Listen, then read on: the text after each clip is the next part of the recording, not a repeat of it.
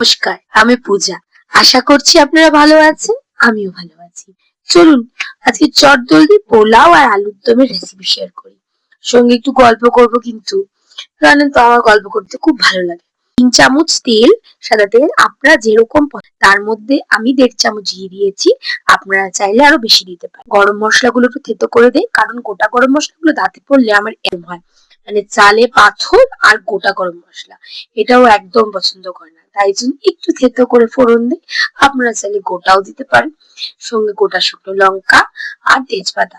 হ্যাঁ, একটু ঝাল চাইলে শুকনো লঙ্কা গুলো ফাটিয়ে দিতে পারে, সঙ্গে 1-2 এক্সট্রা দিতে পারে। তো আমার বাচ্চা আছে 3টি, তার জন্য আমি ঝালটা অ্যাভয়েড করি। তার মধ্যে একটু বেশি পরিমাণে কাজু কিশমিশ দিয়ে দিই। আমি অনেকে এটার মধ্যে মটরশুঁটি দিতে পছন্দ করে, বাট আমি সত্যি বলছি আমার কাছে সিম্পল এই পোলাওটাই বেশি ভালো লাগে। আর চাইলে আপনারা দিতে পারেন, সেটা একান্তই আপনার ইচ্ছে। পরিমাণ মতন হলুদ আর নুন দিয়ে ভালো করে ভেজে নেবেন। আর মনে রাখবেন, যতটা ভালো করে ভাজবেন আপনার পোলাওটা তত ঝরঝরে হবে।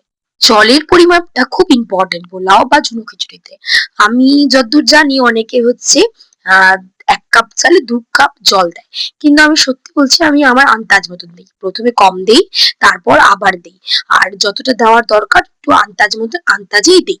আর বেসিক্যালি আন্দাজটা আমার মা বলেছিল 1.5 কর জল, মানে একটা ঝুনো খিচুড়ি বা পোলাওয়ের জন্য আপনি চালের থেকে বেশি আমার মনে হয় জল থেকে বেশি আর জলের প্রয়োজন হয় না। সুন্দর আপনার ঝুনো খিচুড়ি বা ঝুনো পোলাও টোলাও সব ঝরঝরে। তারপর আমি এদিকে আলুর দম বসিয়ে দিয়েছিলাম।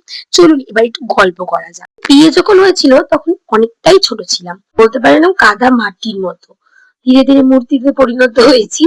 শুরুতে কিছুই জানতাম না, জানেন, মানে চা করতে জানতাম না। আমার এখনো মনে আছে যেদিন আমার আশীর্বাদ ছিল, মানে হাজবেন্ডকে যখন আশীর্বাদ করতে আমার বাড়ি থেকে বাবারা আসে, আমি সেদিন বাড়িতে ছিলাম। আর বাড়িতে আমি চিকেন রান্না করেছিলাম, জানেন, মিনিমাম আধা কেজি তেলে আমি এক মাংস রান্না করেছিলাম। প্রচুর তেল বেশি হয়ে গেছিল, মানে কি বললাম কিচ্ছু বুঝতাম না, জানেন। আমার এখনো মনে আছে যখন বিয়ে হয়ে যায় তারপরও আমি মানে জিরার মাপ, চালের মাপ, মুড়ির মাপ এসব আমি কিছুই বুঝতাম না।